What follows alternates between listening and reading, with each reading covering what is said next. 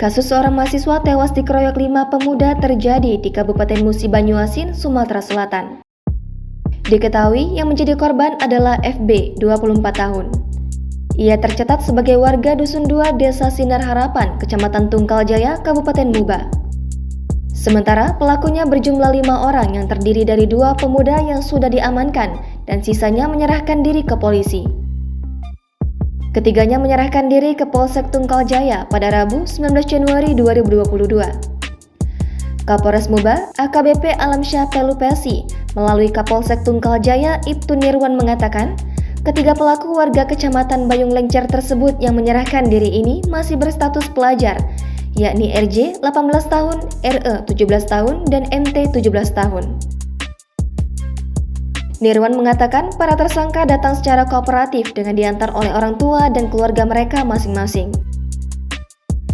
Kanit Reskrim Polsek Tungkal Jaya, Aibda Aprianto menambahkan, untuk total keseluruhannya ada 5 pelaku, 2 pelaku terlebih dulu sudah diamankan dan sudah di lembaga pemasyarakatan.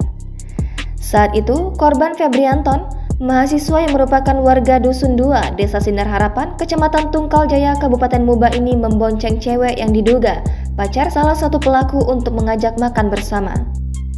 Sontak saja, pelaku RD yang kini sedang menjalani hukuman dan pada saat itu melihat langsung menyetop korban di jalan raya, kemudian terjadilah keributan. Dari pengeroyokan tersebut, korban mengalami luka, yakni robek di bagian dada hingga menembus paru-paru dan jantung, telapak tangan sebelah kiri terbelah hingga sebagian jari jempol putus. Sayangnya, belum sampai di Rumah Sakit Umum Daerah Bayung Lencir, korban menghembuskan nafas terakhirnya.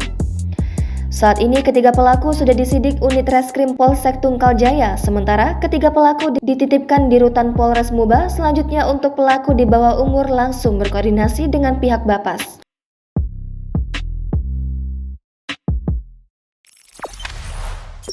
Jangan lupa subscribe, share, komen, dan like ya!